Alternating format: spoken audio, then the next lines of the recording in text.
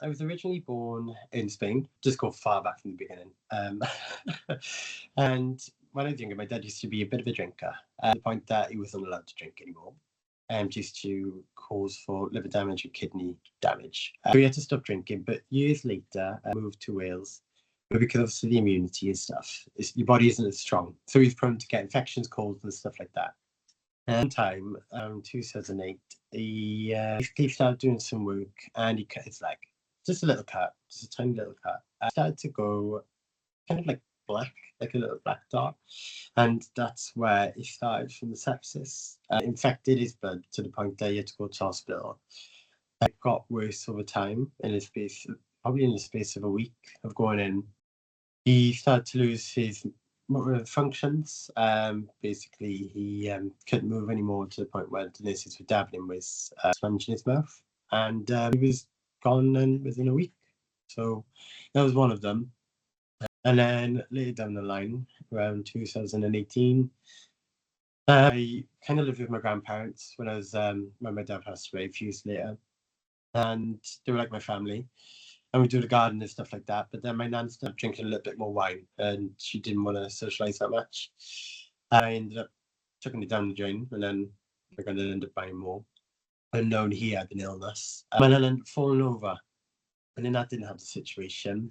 She ended up getting weaker to the point where I had to pick her up from bed, take her to the toilet, change clothes if she might have accidentally done something in bed. And it got to the point where she was so weak and brittle that I basically picked her off the toilet. And like you would like a normal person to pick them up. She grazed her arm and it just, not like a normal graze like anybody would take, but it just took the skin off. And that to anybody would be normal, but because she's fatigued and drained, your body is kind of like falling apart. So I took her to the hospital. She ended up getting a little bit better because they were on the drips. And my sister left, and then doctors were all around my nan. And then next minute, they took her into the intensive care. And then I was there waiting on my own. And then they called me in, and then she was to die. So she was dying. So I was there till the very end. So, yeah. When my dad passed away, I was always scared that I'd be alone. And then when my grandparents passed away, I just kept going. Do you know what I mean? And then when I went on like Kiss Divine talking about it, it allowed me to be vulnerable with myself and be able to talk about it.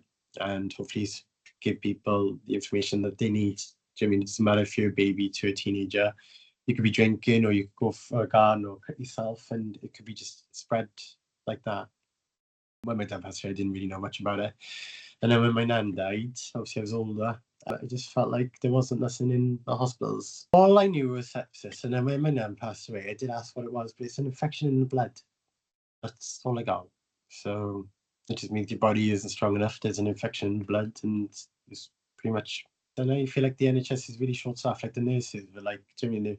They're just so understaffed. I felt like there should be an advocate for sepsis for somebody to go to understand what people are going through. Do you know what I mean? I feel like the nurses, they're just not like robotic, but they do see a lot, do you mean? And they haven't got the energy and focal point for every single individual person because there's not enough of them. My hobbies, going for hikes, enjoying nature, do my gardening. I'm like a man of many talents. I love cooking, I'm a qualified chef. I love being creative, painting, drawing. I've got different types of roses too, 25 different types. Planted an olive tree for my granddad, and I planted the roses for my nan. So every time they bloom, I'll always see as a memory. And there's a cherry blossom at the front for my dad. So wherever I go, I'll always be with them because they're in my blood as well. Like I look at this sounds really cool, but I look at a rose and you see it all stages from flourishing in the spring to the summer, and it might not last all year round. It's about appreciating it at the moment and the things that you've learned for it to grow even stronger for next year. After I lost my dad, I just went through a dark place in time. So it made me appreciate the finer things in life today and be able to talk about it today. Take it day by day. Because that sounds weird, but I used to hold everything tight to my chest and I used to miss my grandparents. And now I just appreciate the knowledge that they've given me. People shouldn't be like, oh, you're going to get over it, or it gets easy. You do manage it. And then it gets easier over time, but it takes a long time for that to come in play. Maybe you could do like a checkup every year to check on the person, see how they do mentally. because then people can feel individualized and supported through the things that they're processing. So basically, they messaged me on Instagram. And I actually thought it was all fake. I thought it wasn't real. I was just like, oh, I'm palming this off. Because I was always like progressing in work. I was just like, no, I'm not doing that. My friend was like, just do it. You only live once. And this was a few years after my grandparents passed.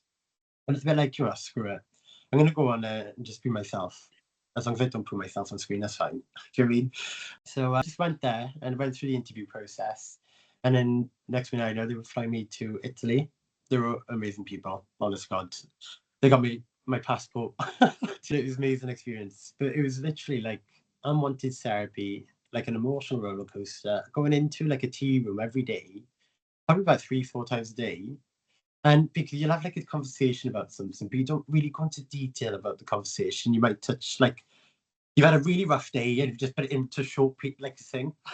So it's not so bad, but when you actually go into it and talk about it, just like Jesus Christ, it's like you releasing it out.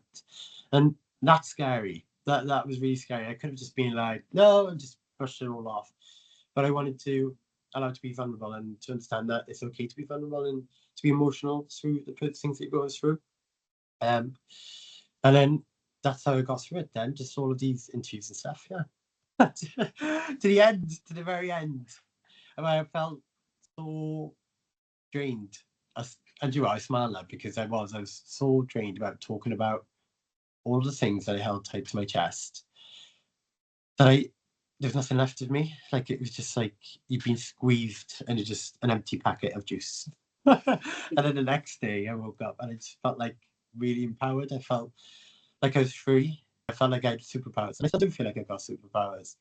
So yeah, it's crazy. And then this is what's made me allowed to talk about it and spread awareness for it and support the charities for my grandparents and my dad. Because maybe if I knew something sooner, maybe I could have helped it. I think most people, like gay guys, either come out when they're young or they show a fake facade of being straight and stuff because they don't want to let down their family.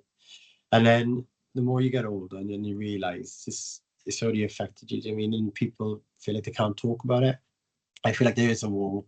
And I feel like, I remember once, years ago when I was in college, a girl said to me, because I was crying, she's like, oh man, don't cry. And I was like, I am crying. Do you know what I mean? I'm allowed to feel my emotions. Why wouldn't I hide my emotions? And I feel like it's been more manly to allow you to be vulnerable because you're letting it go than holding it. So I do think a lot of gay men do struggle with it. With a fake identity or like past traumas and being scared to come out. And then when you do come out, you go on the apps and stuff, and then it's just all about sex and things. And it's just not a very good culture.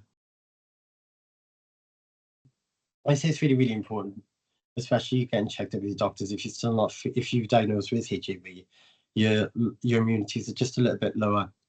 So it's good to get checked for flu jabs and stuff like that. Dan from my Kiss Boys paired up with Terence Higgins Trust as well. And he goes into details about PrEP and stuff like that and how it could have false effect. I would say with people with diagnosed with it, just get checked.